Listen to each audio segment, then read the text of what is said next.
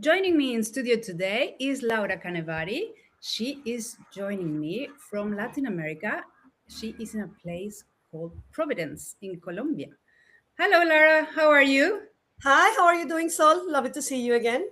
Lovely to see you too. We could have done this in Spanish, but we're going to go on English, even though we are both Latin Americans. So happy to have you. I would love to hear a little bit more about what do you do at Ithaca, your company. Can you explain what's the purpose of your company? Of course. So Ithaca is actually an acronym. It stands for Innovation, Training, and Adaptation in Coastal Areas. And that's basically Mm, what we do. We're helping coastal communities build resilience to climate change by introducing capacity building programs, by introducing science, by introducing mechanisms to access finance to help local champions and local communities be able to plan and implement solutions to our climate challenges in the region. And Ithaca has made a strong commitment to the Caribbean region, that is, all of the islands of the Caribbean, Central America, and Colombia.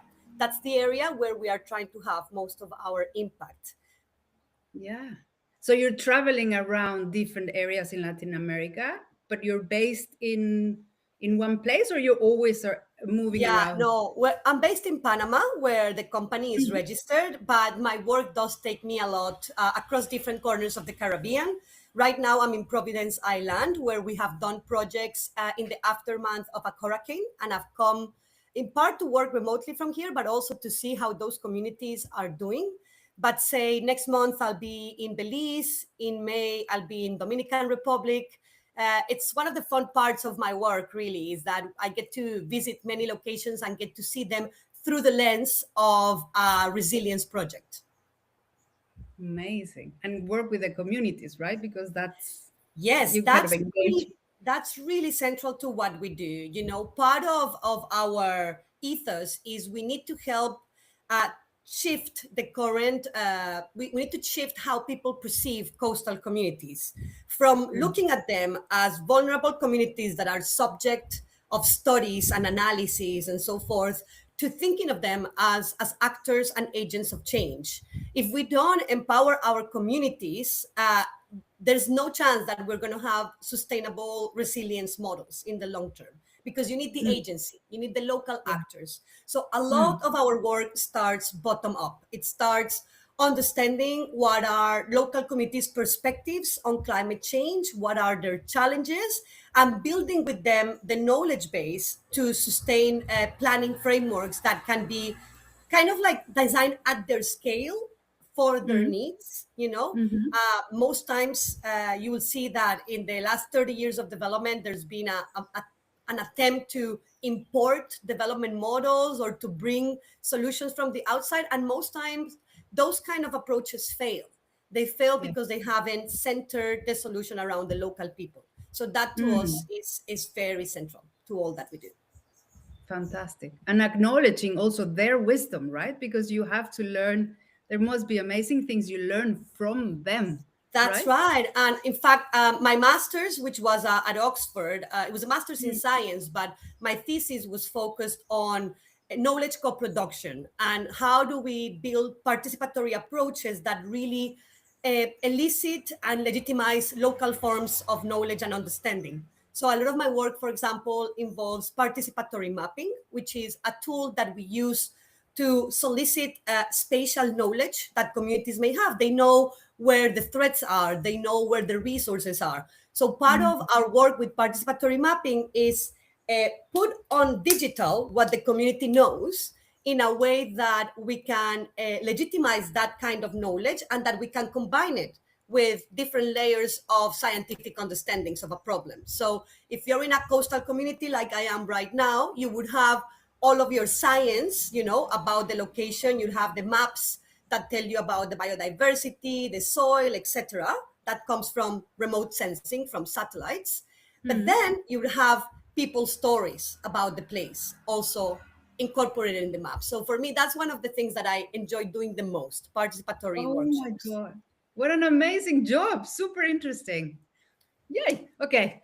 Let's go to the second question. That is Sure. basically about your legacy. So if we are looking ahead, when you think a few years in the future, like what kind of legacy do you want to You know, leave? it's so interesting you asked me this because halfway through last year, I was asking myself the same question. You know, like 2019, we registered Ithaca.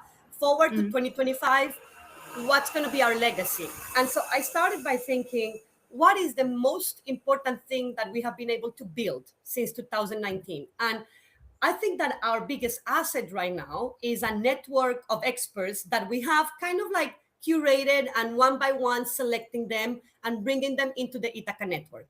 This group currently has about 230 or 240 associates who are mm, people who live in the Caribbean or work in the Caribbean with a strong interest in making the region more climate resilient. So we have actually made an important turn internally this year.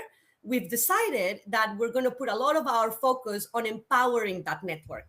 So we're actually going to shift from having a roster of consultants, you know, as what other yeah. companies would have, to Mm, actually injecting energy, systems, and opportunities to the collective, which is what we're calling now this network. yeah. It's the Ithaca Mm, Collective, so that the collective becomes a place where we can incubate ideas, where we can set up teams, and where we can implement projects across the region. So, my vision is that in 5 years, this collective will be the go to ecosystem to find professionals that can help, you know, achieve resilience and adaptation across the region. And it's a big turn for us, you know, because it's basically taking something that was an internal resource for winning work, mm, you could say, mm. to putting it out in the world and decentralizing it and turning it into its own ecosystem. So it's very exciting. We're currently doing what I call a sprint. This sprint started in December. We chose 11 experts from the network, and they're helping on the sprint from December to March to build the charter so that we can pilot a governance system for this collective. So what this means in practice is these experts are helping to define what are our governance ethics, our governance structure as a collective, no longer just Ithaca as a company, but Individuals. as all of us equally Mm, placed in the table. And mid-March, we will have this charter and we will start onboarding other experts interested in this kind of approach. And we will, for a period of 12 months, pilot this governance structure because it's very difficult. You will see that it's very difficult to build a collective, to build a decentralized governance and deliberation structure that allows, you know, people in Jamaica to propose a project, everyone in the mm. collective to decide if it's the right project or not. So we're kind of right now in that process. And I think if later in life, you know, if Ithaca Solutions as an entity transforms or is no longer there, the Ithaca Collective will be there. And it will be a go-to ecosystem for clients, donors, development banks to find the right professionals to work in the region. That's what we're building right now. Fantastic. Thank God that you asked the question and suddenly you put the legacy to action. It's amazing. Super Yes, interesting. yes, it's now all about really building the strong foundations for that legacy. Yeah, great. I love it.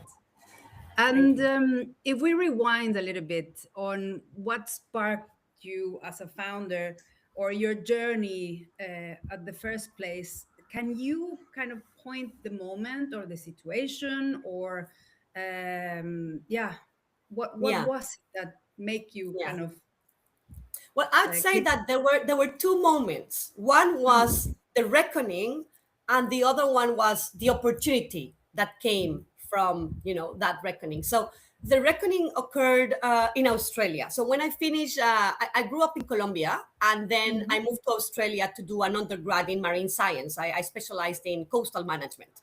So when I was there, I thought I was going to do a career on, I don't know, ecotourism or coastal development. But when I arrived to Australia, I was faced with the testimonials and meeting people from the Pacific Atoll Islands, Kiribati, Tuvalu. These are islands that we're talking back in 2006 and 7, right? This is a long time ago. So back then, these islands were already negotiating with Australia and New Zealand the whole resettlement of their entire villages. So entire communities were being resettled under very unfair negotiation conditions, because of sea level rise, because of water intrusion that was reducing their ability to live in their homeland. And this really struck me. It was something that was happening in the now. It wasn't some graph projecting future displacement. I was meeting the people who were restlessly trying to figure out a solution on how not to lose their identity when they're losing their land.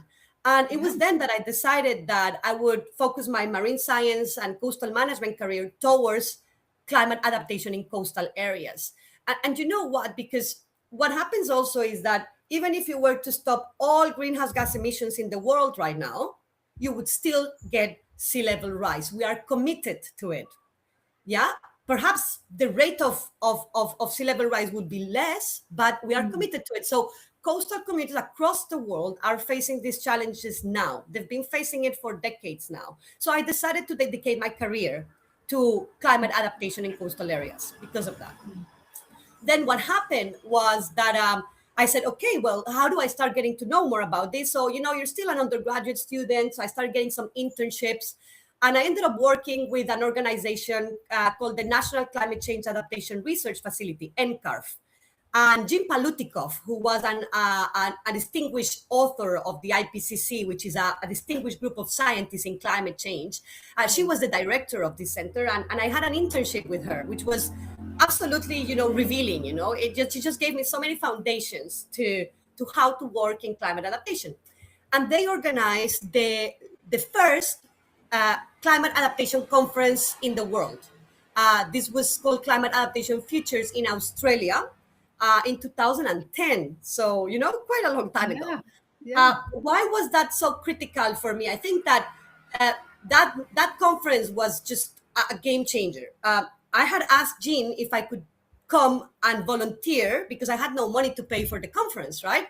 So when I said volunteer, I thought, well, maybe I can move a mic or two. I can go here or there, I can help moving the seats. They said, no, we can sponsor you to the conference only if you speak at the open plenary. And I'm 23.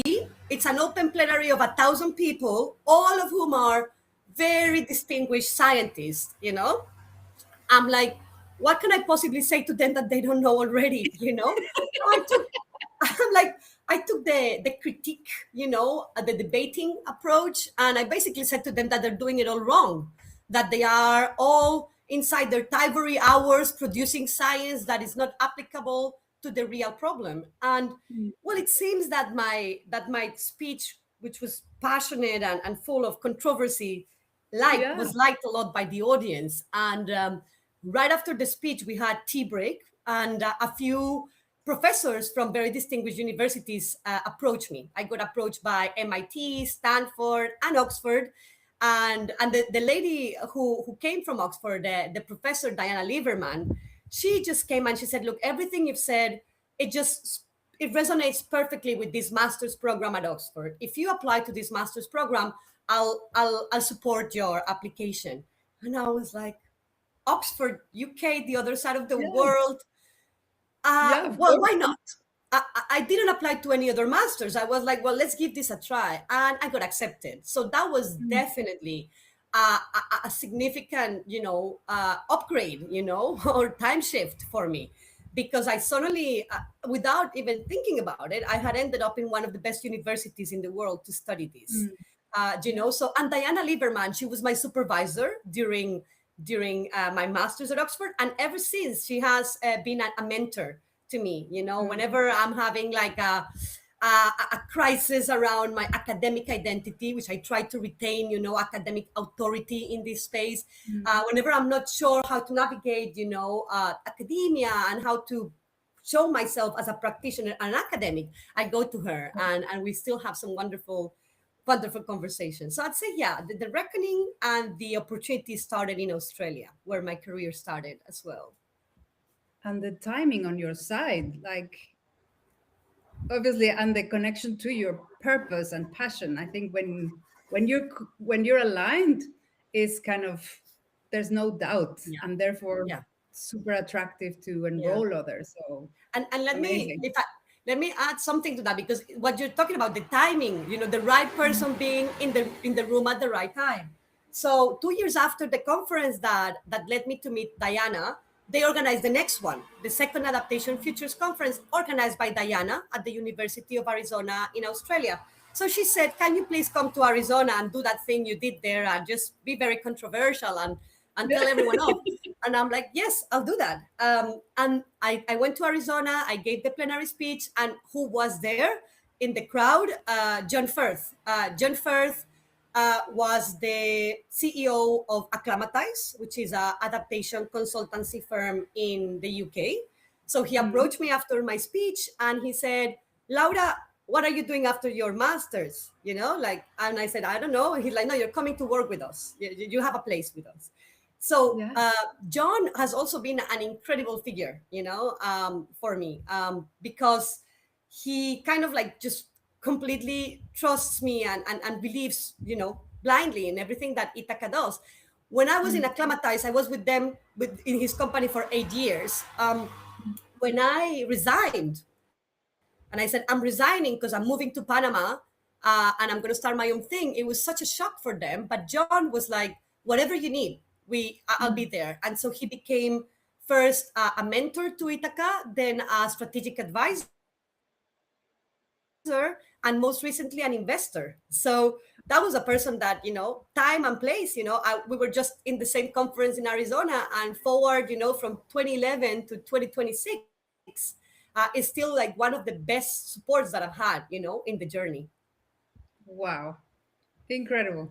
Amazing. Love it. I really would like to, if you have available that plenary, it will be super interesting to see you in action. It's really funny to watch it. My English wasn't so great at the time. I was very nervous. I was very young. But funny enough, the challenge for me in my career has been that I could still give that speech today. And that is a problem.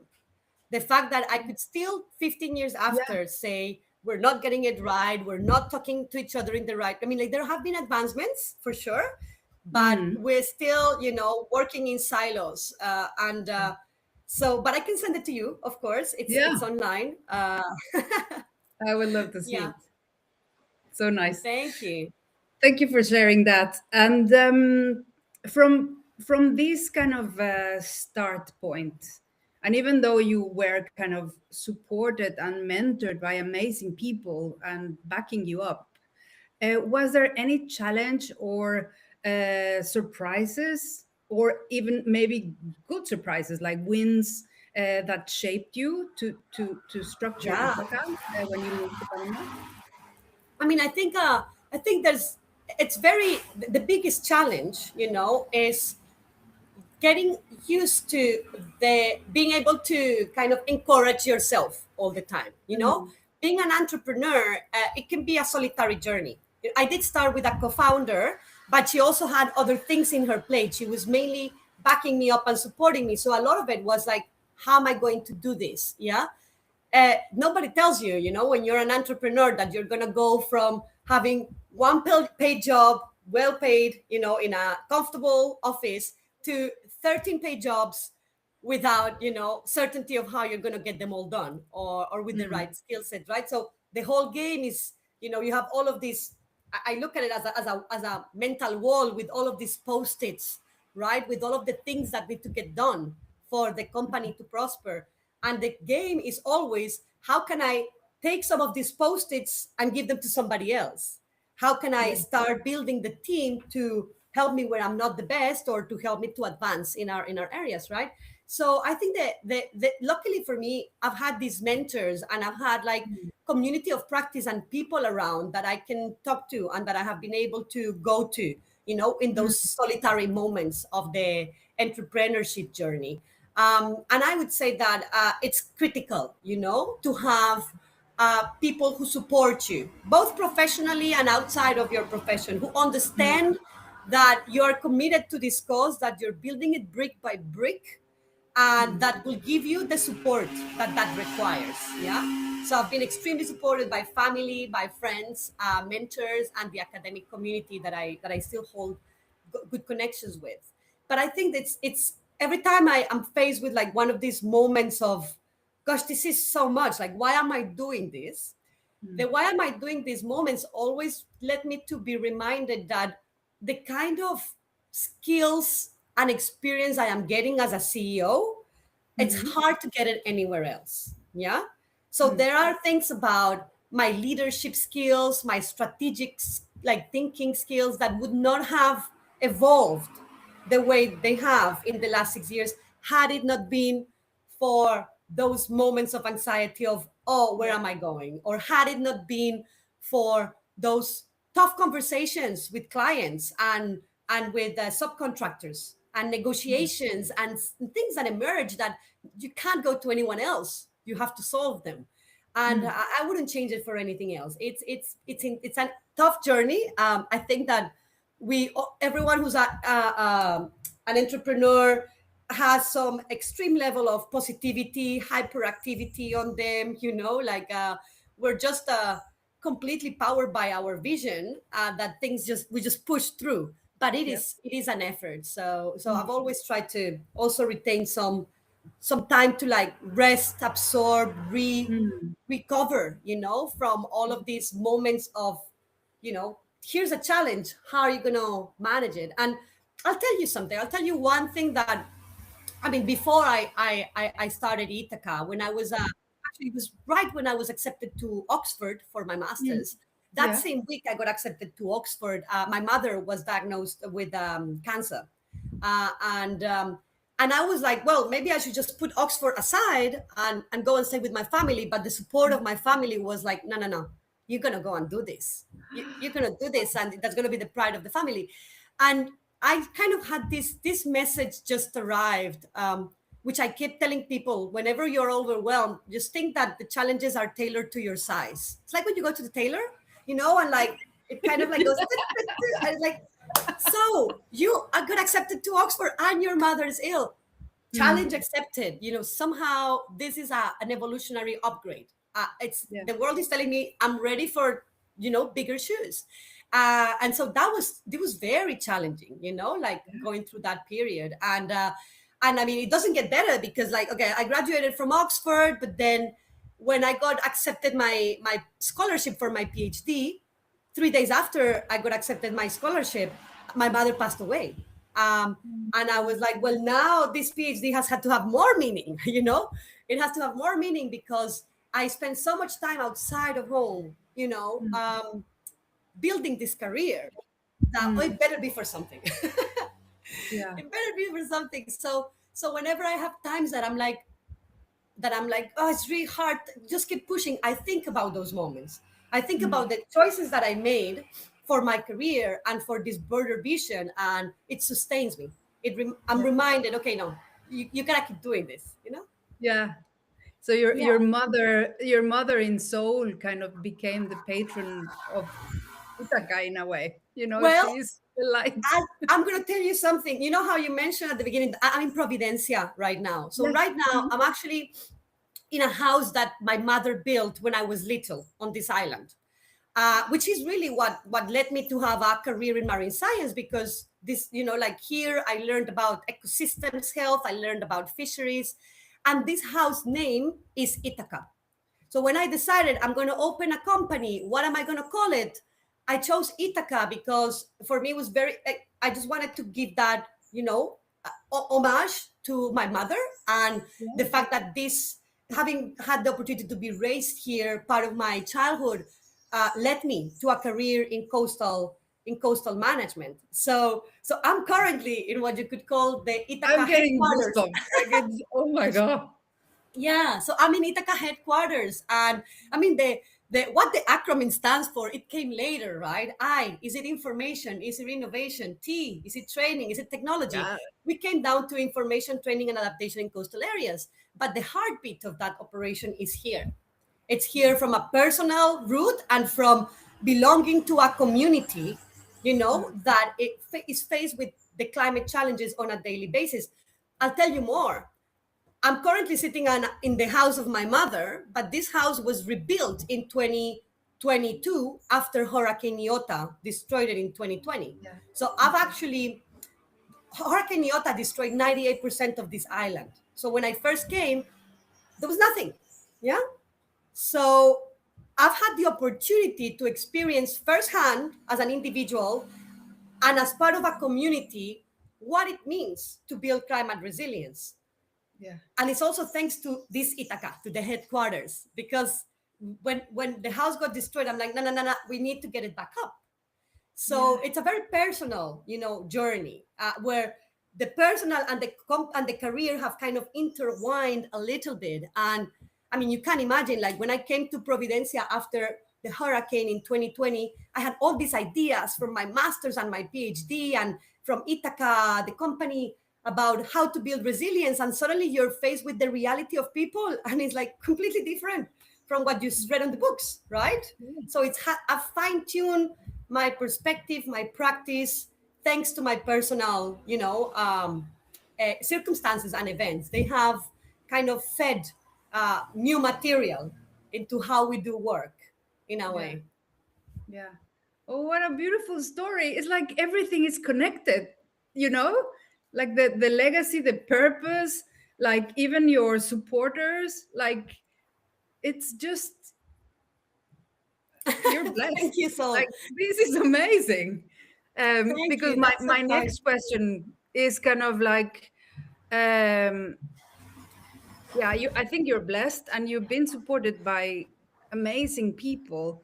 But is there anyone specifically that you want to highlight, like partners or customers or mentors that really opened the door? Yeah, I mean, I definitely in my progression on a climate career, I've mentioned Diana Lieberman was very important for my academic career, and John Firth for providing me with the opportunity to get into climate consulting. But I cannot forget at all the importance of the co-founder of Ithaca, Anaite Mills.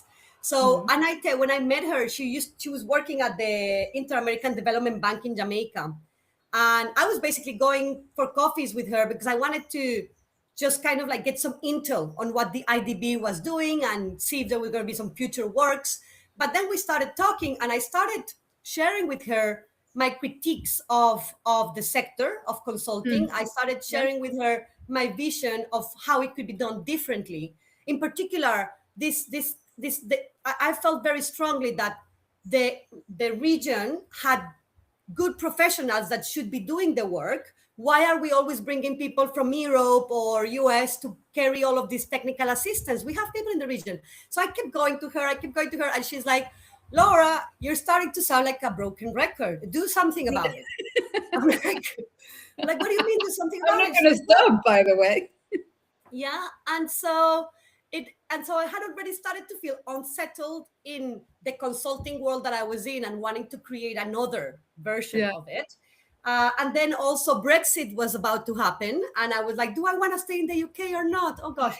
And so Anaite said, look, she had already been co-founder and supporter of another group of women who had started a company on EdTech in Jamaica. So she said, look, I've got a little bit of experience helping build like something. I'll support you on it. And if I hadn't had her support, her validation, her advice throughout that period, I don't know if I would have had the guts, to like just go and do it. And throughout the years, she's been like an incredible ally because I'm a dreamer. I'm the one who like shuts out like, crazy ideas and let's see what happens. She kind of brings me back to earth. Every time we have a strategic meeting, she's like, Laura, come back down here where we need you. So I could not have done it at all without her. And of course, I also think that there is an acknowledgement to be made to, the people that I collaborate with. I've been very lucky to collaborate with people that are very open in that they share what they know, they share their resources. It's really confusing to me how within a sector like climate adaptation and disaster risk, how there can be so many institutions and personalities that are so closed, when we need massive and radical collaboration. to Yeah. get things done. So I've just been very lucky to find people that have just said, hey, I believe in your light, let's make it shine more, Yeah. and it's very humbling. And it's also what, whenever I have like a moment of like, oh, I don't know if I can do it today, I'm like, yes, you can, because you Yeah. owe it also to the people who have been there for you. Yeah. You can't put in a box light, right? You need to share it. It would Yeah, be yeah. selfish of you or not spreading the light. So yeah. But yeah, whenever look, I've given many talks to like young career Mm. professionals or people who are studying, and whenever they ask, what's one advice you give them, get good mentors. Just don't Yeah. be afraid to talk to people and say, hey, would you mentor me? Yeah. It's kind of like, it's an awkward at the beginning, you're kind of going and pitching someone to be your mentor, but and I'm actually right now looking for new ones, because as you move on in your career, new things emerge that you need to tackle, and your existing mentors can help you in some fronts, but if you're opening new ground, then you need other mentors. So I'm Yeah. actually call Exactly. out for any mentors who want to work with Hey, me. mentor. Yeah, we will call for mentors. Yeah, yeah, it's And a if we talk about momentum, if everything will be aligned, and things will be kind of in the ideal scenario, who are those partners, those customers, those investors, those mentors that you want on board for your next move? hmm. Can you share with Yeah, us? yeah. I think that there are a couple of critical features or attributes that I look Mm. in those partners. The first thing is an how could you say this? Like, to have an honest commitment to continuity and to process with the communities that they embark initiatives on.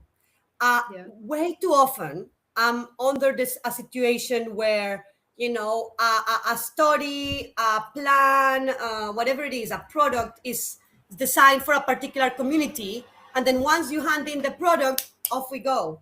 You know, Mm. it's been demonstrated that in adaptation finance, not even 10% of the adaptation finance reaches the local community. This was an IISD report in 2017, I think. What that means is that most of the finance is going into feasibility reports, preparing plans, X, Y, and Z. And I've already been in a situation a number of times where I've engaged a community for 8 or 9 months, Mm. and then I hand in the deliverables. They say that the deliverable is a plan, but then the funder or the government don't have the money to implement the plan. So what are Mm. we talking about? I need partners that are really committed to building the capacity locally, and that Mhm. are willing to invest in the processes that build trust, that strengthen communities, that ensure that they are at the center of the conversation and not just validating what other people Yeah. do, you know? Mm. And I'm still in the look for those kind of actors, because Mm. I've had really extremely good experiences working with the international cooperating bodies, development banks, and so forth, but it's always project by project. And Okay. it doesn't have this continuity. Adaptation is a process. It's not about having written the plan. In fact, doing the plan is just an excuse to get the actors talking and getting to think together as a collaborate on the thing. The plan is just a Mm. document, but really it's the process that matters the most. And I still don't find that many founders who are looking at it, maybe in the private sector. I mean, in the if I were an NGO or a civil society organization, Mm. perhaps it would be different. Mm. But we started Ithaca in the business of consulting, Yeah. and I've got to the point to say that I'm a bad consultant, because I hand you over the report, but 2 years after, I still have a WhatsApp group with the community from that report, and we're still trying to figure Mm. out ways to get them funding. Mm. I've even gone and visited project sites a year after the project has ended on my own means to know what has Mm. happened. And most Yeah. times, nothing has happened. Mm. So committed organizations who believe in the importance of building local agency Yeah. and designing processes that allow for the flexibility, for the deliberation, the participation. It's not just a tick the box exercise.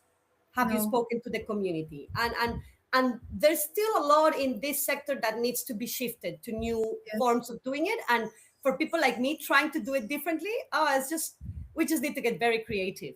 We just need to Yeah. win the work. Many times I just win the work and then start adding the things that I think the work needs, to Yeah. make it really community based or locally led. Yeah, I don't know why it's sparked now that you're speaking. That this sense of continuity. I just couldn't help to think about the collective that you're talking about, like Exactly. integrating into the structure of your collective that has kind of that sense of responsibility and ownership and reciprocity. I'm just talking, but it makes sense to kind of bring that together. And as a Mexican, I'll tell you that also this issue of continuity, it's something that I know what it is. I have lived it in my culture, and it's very frustrating. But I also understand from what you're saying that it's a global thing with climate situation. So it's maybe it's integrating things, is bringing to the table, is making the table bigger. Yeah, Yeah, I but mean, it's you a hit very the nail on interesting the head because part of the reason to establish the collective is in response to this time. fragmented landscape. A fragmented landscape that makes the use of very, very scarce resources very Mm, inefficient as well. mm, And it's individuals who can give the continuity, to things. yeah, So that's yeah. why we are putting all of our bets in strengthening this collective. Amazing. Yeah, we need to continue in that conversation Yeah, of the and what I'm gonna do collective. as well, because I don't think we have we have a chat, but I'm just gonna share with you. At the end of last year, well, not at the end, but like in September, when around that time I was kind of deciding, having these discussions about the legacy, what are we gonna do next, Mhm. and so forth. And I also then published a blog, which I will share with you. I just don't know how to Yeah, share it, which kind we of. can take it later, and I will add it in the in kind of the resources for people to learn more about your journey, because I think you should write a book, or that blog is. Yeah, you need to. I'm totally in love with the project that you're doing, and especially gaining my heart because of the region that you're operating, and that you're also Colombian, and it's and the energy that you have and the light that you share is kind of like you know I want more, I want to learn more. And I guess yeah, um, spreading the word, and also kind of figuring out, discussing things, putting things like, I think um, putting the challenges on the table and talk about it, and maybe hear from other people from different perspectives. And people normally get engaged quite easily in this kind of initiative. So yeah. Yeah. And I mean, I would say that I also do something that most people don't have the time to do, like when they are Mm, entrepreneurs. I've taken a productivity program that allows me to step back and take time off to really reflect and look closely at our practice. So for the last year or so, Fridays for me are reading. And what am I mm, reading is all of the critiques to adaptation, all of the critiques to the interventions. And sometimes I come across like some very strong critiques, and I'm like, okay, how can we embed this lesson in our future practice? And it's mm. very hard, for an entrepreneur to get the time to really step back and Yeah. have time to read and think and be like, how do we do this differently? How do we, I really feel that is one of the biggest privilege. I have many privileges. One of them is having found a mechanism to run the company, run business development, do all the projects, but also have time to think about our practice and how we want it to be. And the reality is, as soon as you step out of as a consultant, if you go into what academia say, it's easy. It's easy for academia to criticize consultancy, but they have some points. They have some Yeah. points because we And are you over call it, 30. Huh? how do you call it? Productivity? Oh, well, it's actually a program called Life Hack Tribe. I highly recommend it. It's a productivity course. Yeah. It just helps you build massive clarity on the ladder that you're trying to build, so that every week as a CEO or as an entrepreneur, you have all of these different competing things competing for your attention. How do you ensure that in the longer term you're still building beyond that? You're not just in react mode, you're in kind of like offense, not defense. Yeah. So that's kind of like what the life hack method provides. I really recommend it to anybody. Yes. And to me, it's just allowed me to recover, Fridays for reading and writing. And this blog came out of one of those Fridays, right? It's like, okay, I've consolidated some reflections. Let's put it out in the world. So I wish everybody had time to do that. But these days it's so difficult to get the time. I Yeah. think if we did, we would move faster into new, modes of working. We fall into what I call the competency trap. Oh, I've done this, it's worked, it's paid off, I'll do it again. I rarely do. I haven't done two projects that are the same. Perhaps Yeah. I've used one or two methodologies because I really like them, but most things evolve.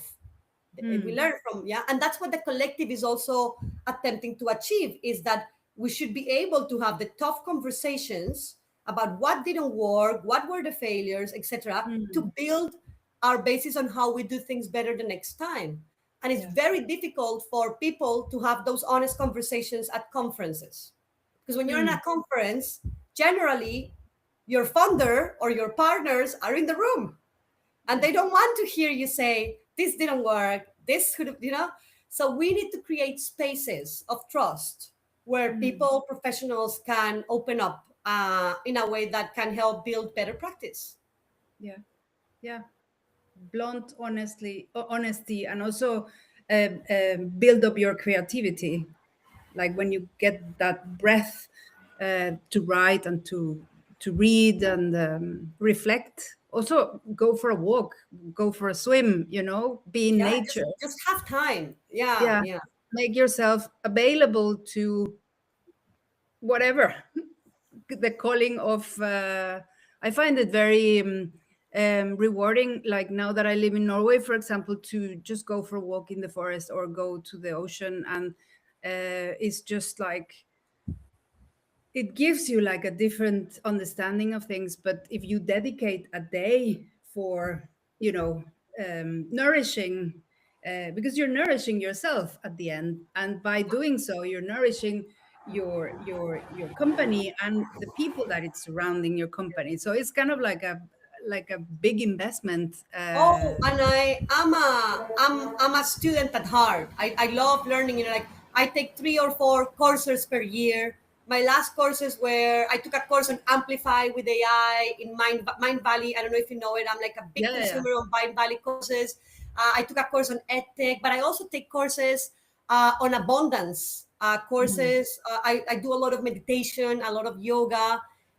So I do think that if I am going to be the driver of, a massive ship called Ithaca, then this driver needs to be well nourished, and my Yeah. vehicle requires, physical, mental, emotional nourishment.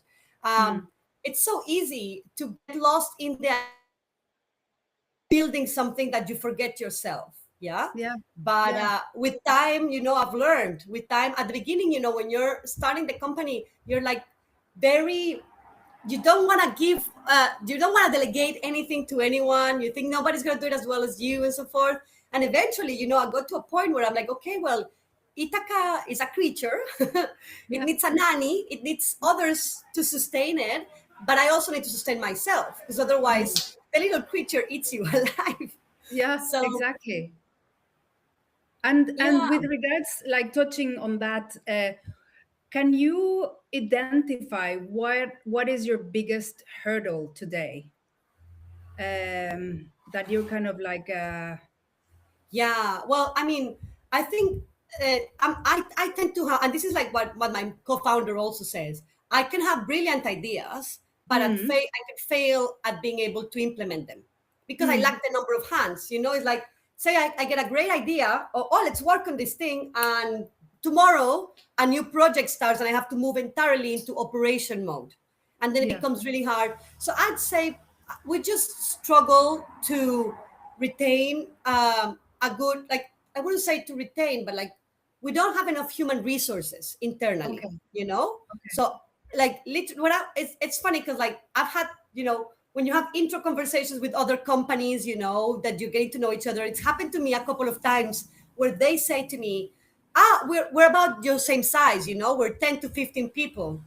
I'm like, we're not 10 to 15 people. I mean, we have a network of 240 people, but to mobilize that network, we have only 2 people at the moment. We've been up to 5, but it's still not been enough, So for me, being able to have the team, the right team to be able to capture and retain the right talent to help support it, that has been a challenge, And it has been a challenge on me as well because, I mean, personally, I haven't found a more difficult experience through my work than that of having to ask someone to leave, because they're not performing. So it takes all of my energy. I cannot sleep, I cannot eat, So when these things happen, and I kind of take it as my responsibility, I remember Eric Menendez. I don't know if you know him. He's got a course on Mindvalley, or it's called Business Freedom. That's another good one for business freedom. So he says when you fire someone, it's mostly because you did the thing wrong. Either you recruited wrong or you didn't give the person the right resources. So I guess when I'm beating myself harder is when these things happen. When I'm having an issue with a member of staff or with someone and I feel like, damn, like we didn't either, he doesn't have the right resources or I didn't choose the right person. So that has been something that has kept us going, like, up and down, like these fluctuations on the team. But I think, I mean, we've also, it depends. I've just had a person who stayed with us for 4 years, and that was the most amazing. He was my second in charge. I used to say his biggest talent was that he was able to stand me and put up with me. His name was Lucas Mira, and he's just finished at the end of this year. But he finished for very good reasons. Like he wants to move into another industry. But it's hard, when you've trained someone for 4 years to be your right hand and they leave, you're like, okay, how do we reabsorb all this between the other members? So my biggest challenge has been having the right team, I think, and ensuring a sustainable cash flow to capture better talent. Yeah. And is there any way that the tool community could support you on this?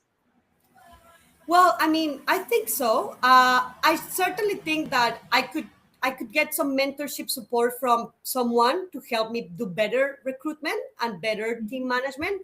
I think my biggest mistake as a recruiter, when I put on the recruiter hat, is I'm too based on empathy, emotional, stand with the people. So I've people that I already know who said, "Oh, can I work with you?" Or people. So it always has been like kind of like the friendship or the sympathy that has. So maybe I need someone who fine tune me, to help me with that.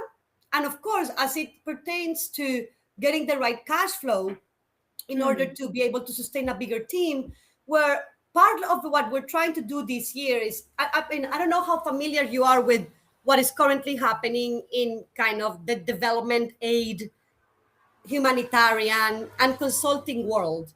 But last year was a devastating year for anyone working in this field, because not only was USAID closed, which was a major funder for all of these kind of interventions, but also most of the European countries are now moving or relocating development funds to defense and security. And that, for people in my space, it's a major issue, because that's where generally the projects for community work have come from, either development banks, development entities, international cooperation entities, and so forth. So we've seen a massive reduction in the amount of funds available in our sector, which means very high competition for the money that is available, a race to the bottom, which I'm not willing to race for, and pervasive dynamics that don't make the work better. So one of the things I'm trying to do this year is to diversify our income sources, to start doing other types of projects that come from other sectors. And the two sectors where I have put my hopes very highly on are the blue economy and the space sector. The space sector, because it's investing a lot on Earth observation data, and they need people like me who can turn that information into something that communities use for planning. Yeah. So, and then blue economy. I'm going to tell you something. Last year, I went to like 8 or 9 different conferences. You know, there was the Blue Economy Financing Forum, UNOC.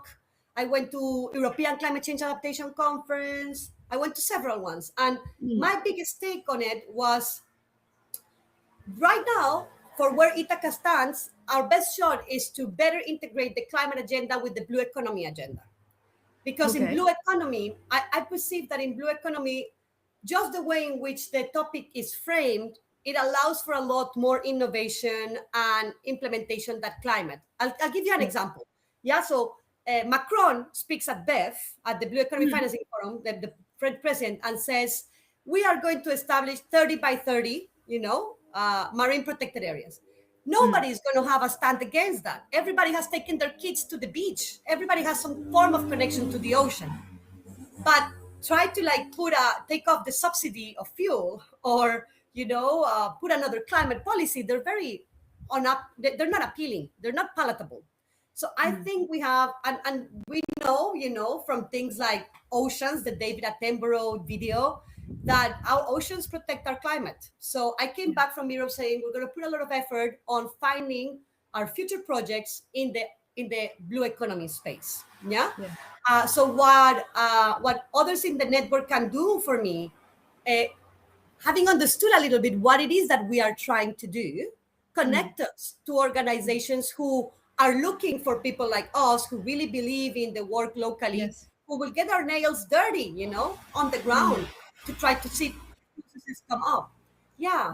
And I'm very excited to be part of this network, because I still think it's an untapped resource that I still haven't explored in its full potential. Like, now that just by listening to you, like, a lot of names from female founders like you come to mind, right? Like, super interesting alliances or partnerships that or technologies and innovation that you could set in place in your communities, right?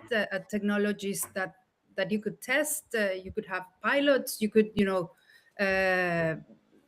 figure out ways. And if this is the thing, I also like to try to get people to think of the Caribbean as a living laboratory. So they're not the canaries in the mine of climate change. They are the pioneers. They are the innovators.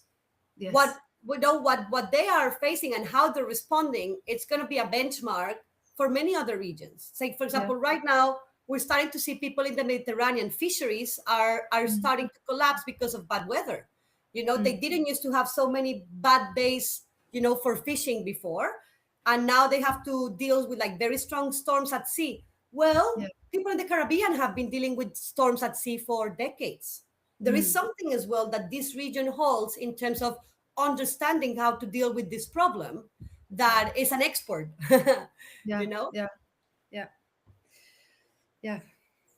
Nice.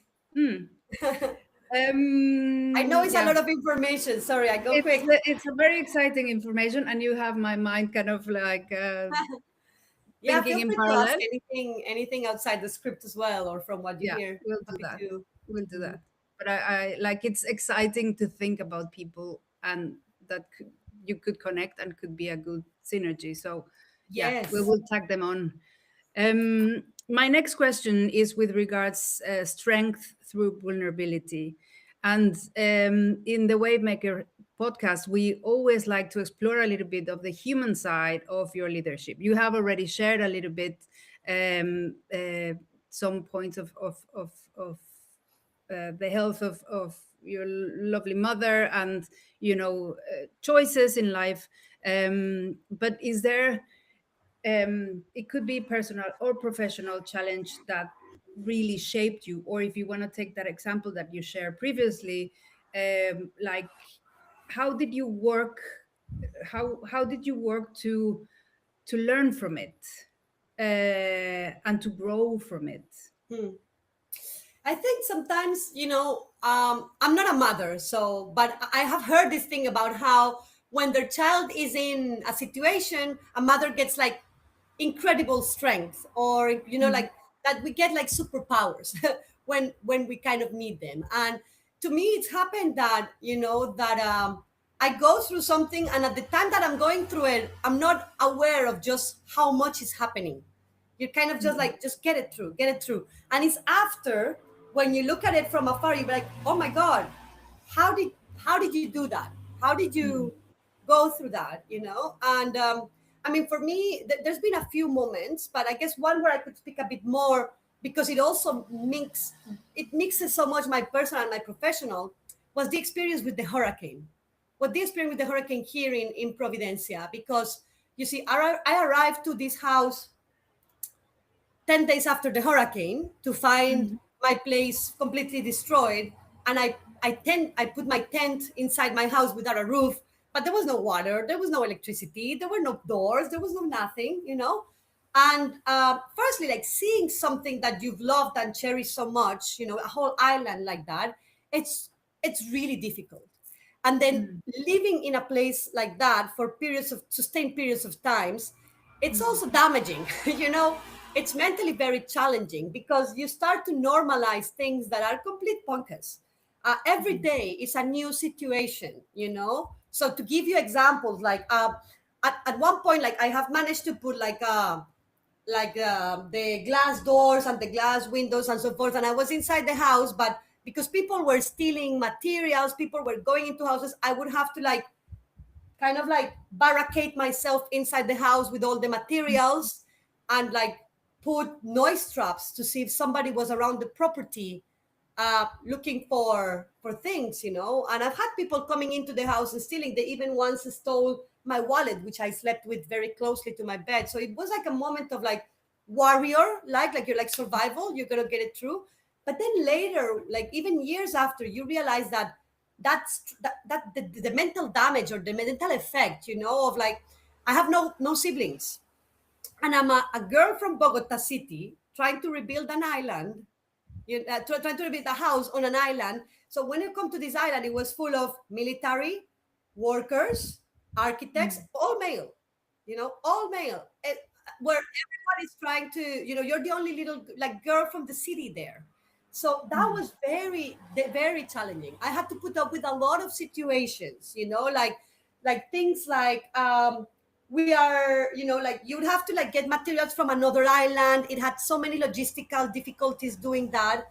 And then, maybe we're missing some materials. I have to go many times to what is called the black market here, which basically means sitting down with very dodgy men at midnight, trying to negotiate a couple of boards or Mhm. bricks or whatever.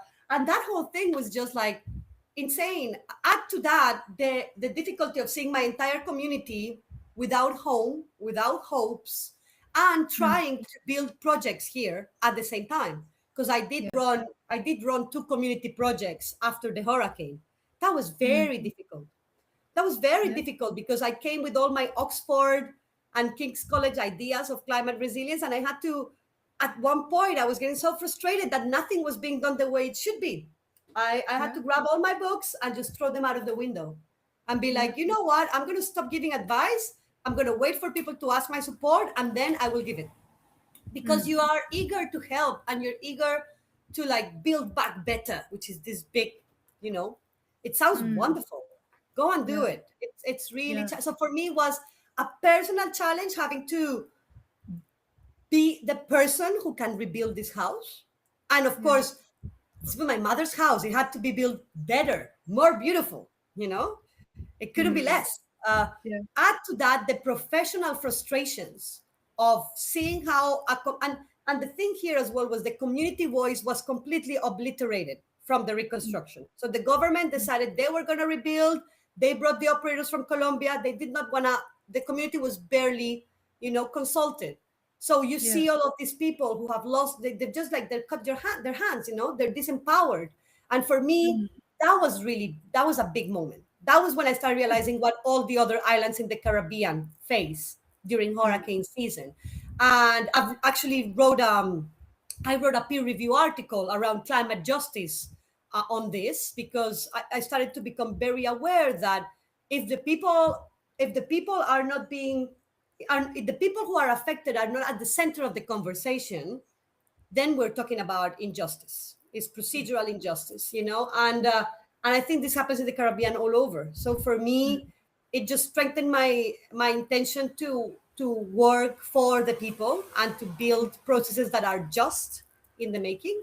But it was, I mean, like, it's 5 years after, and I'm still like, here in the island, whenever there's like a cold front or bad weather, people get a little bit on edge. You just get on edge out of their memory of the thing.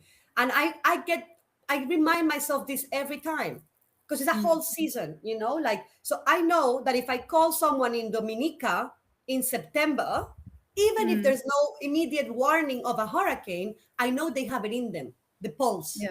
It's hurricane season. I've met people who have told me their stories about hurricanes from Hurricane Irma, which was almost 10 years ago. Their stories are so vivid that I struggle to forget what they told me, let alone what they saw. Yeah. So I think there's a mental health issue of people who work in our sphere that sometimes doesn't get documented or discussed. And what I mean by that is, like, we are pushing it really hard to, when you're working in consulting, whatever consulting, you're pushing work through deadlines, through budgetary constraints. But add to that you are having to work with a lot of people who have, gone through loss, gone through trauma.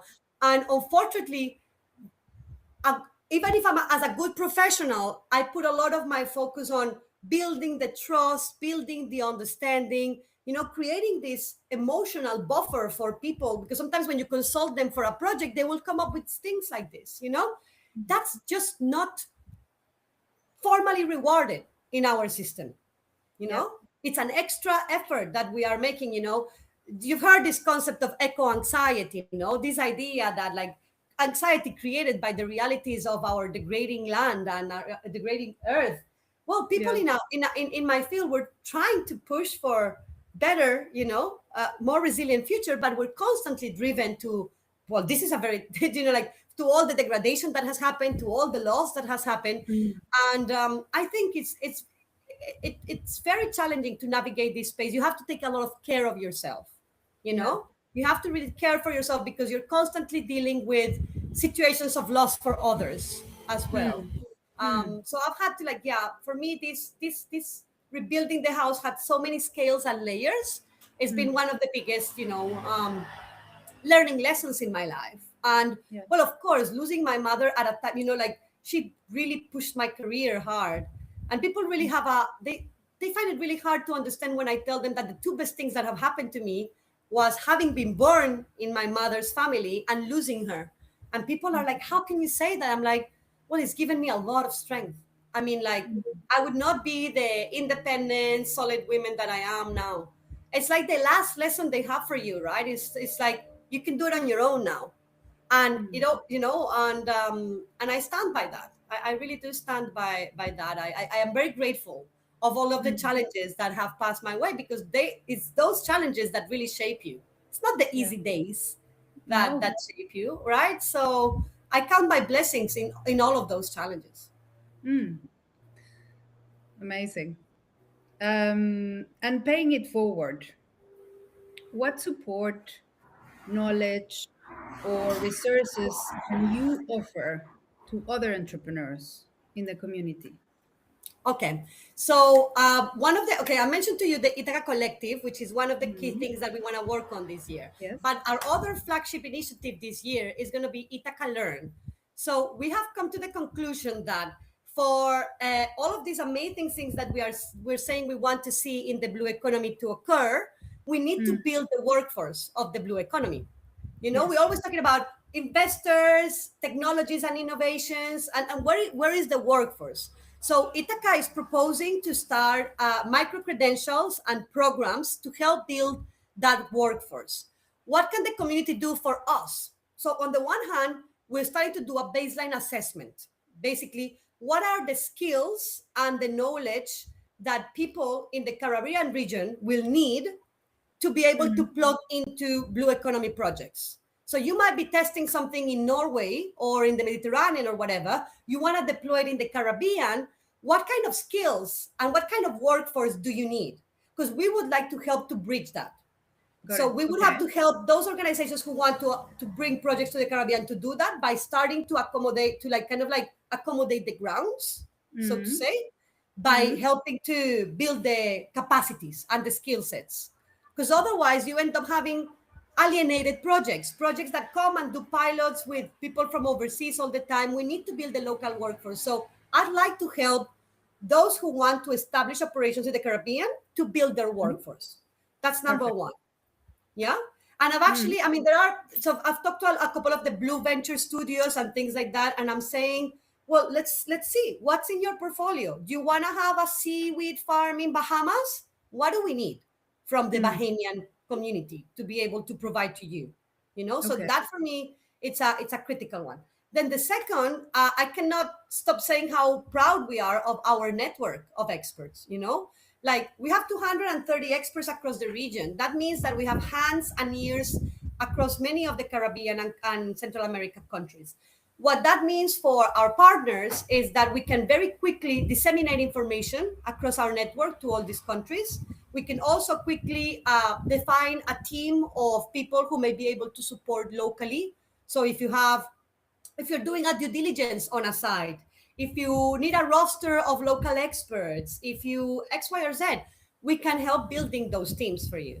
And of course, like we can also help to extend that to other skills that maybe we don't have. You might have like a very specific need on robotics or something, but if people get onboarded into the Yeah. network, then we can help mobilize that. So mobilizing talent, building talent, and mobilizing talent. Those are kind of the two things that we really want to get our hands on. And we're a private company. So sometimes what I would love to is people who have had similar experience. How do you make a private company do these kind of things? You know, whenever I tell people what we do, people think we're an NGO.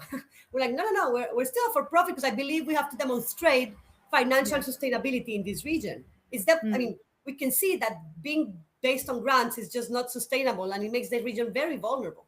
So, Yeah. so helping to build the workforce and helping to build the teams, those are two things that we can definitely do. Yeah. Beautiful. Love it. And very concrete. We'll make a calling on that. Excellent. Amazing. And we always end with this kind of championing another women. So, do you have any female founder that would you like us to feature next, or that you want to, cheer for That is her? already on the network or? It doesn't matter. That it's important for you. Well, I mean, there are, but she has to be on a specific sector or something. It doesn't matter. It's yeah, it's someone that means to you, or has inspired you, or has supported you. That is a founder. I don't really know. Can I think about that one? Maybe. Yeah. Yeah, I mean, like, because most of the people who I've mentioned are mentors, right? I've had more like, Mm. but they're like kind of like affiliated to universities or to other companies. You know, I mean, I would say Richenda Connell, the CTO, the Chief Technical Officer and co-founder of Acclimatize. So together with John Firth, Richenda Connell, Chen was, for me, is the best person I've worked with. You know, like I used to, just be on the meetings with her, and so she was the CTO of it of Acclimatize, and we would sit on in the same office, and sometimes, like she would be having a conversation, like a meeting. I'm not in the meeting, but I would just listen carefully to how she is talking and how she's proceeding, and I learned so much about good practice and professionalism, from these women, just from like listening to her across the wall, the little wall Yeah. that we had in our office. So Richenda Connell, and she's we're still like, this is the thing about the Acclimatize family. Oh, you're out. We're still in touch. We're actually We meet every year in the UK. I come and see them. I've come to Chen's house as well. I stay in their house, and it's just really nice when you manage to remain in touch with someone who's really shaped your profession. Wonder what happened.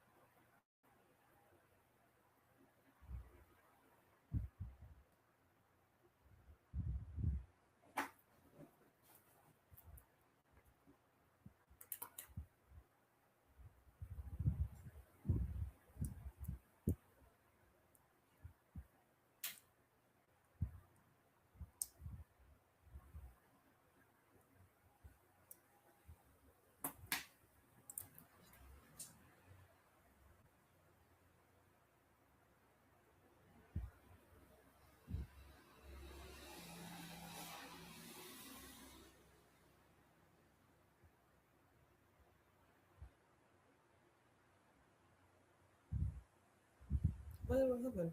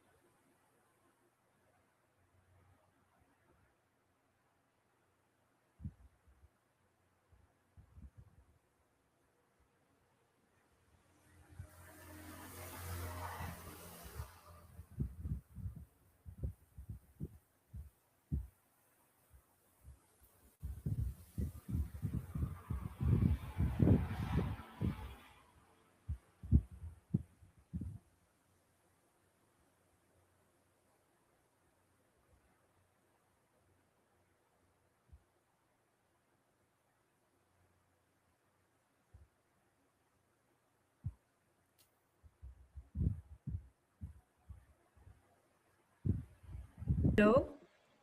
Ah, hello. Hello. Yeah.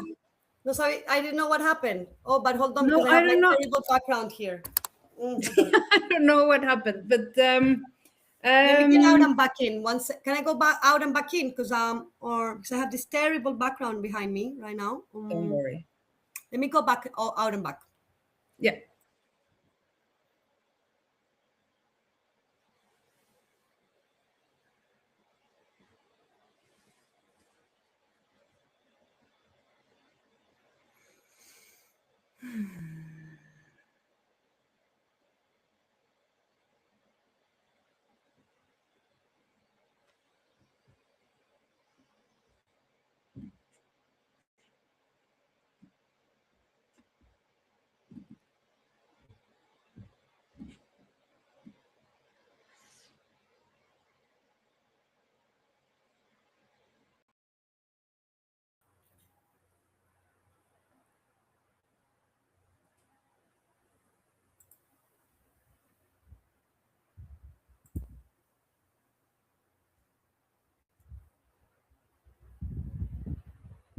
Hello?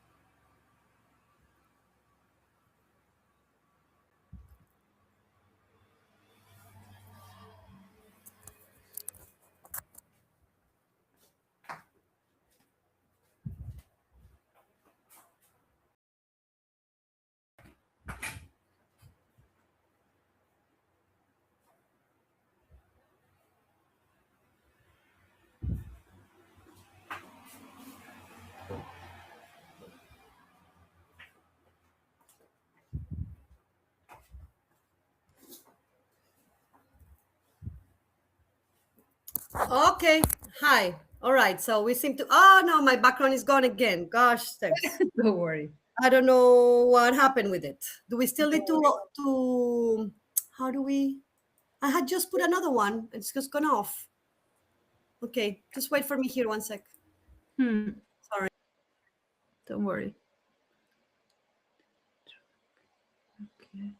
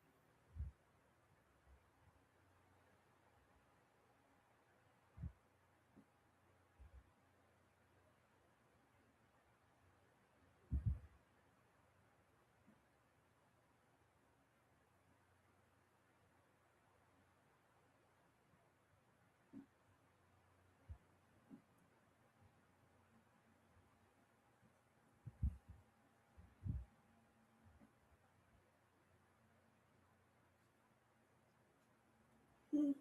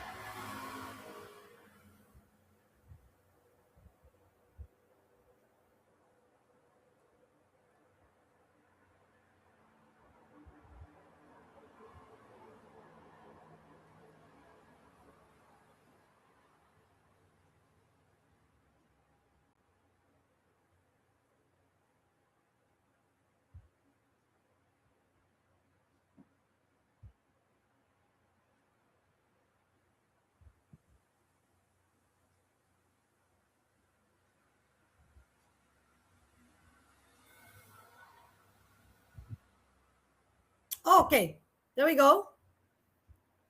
I can see something happening.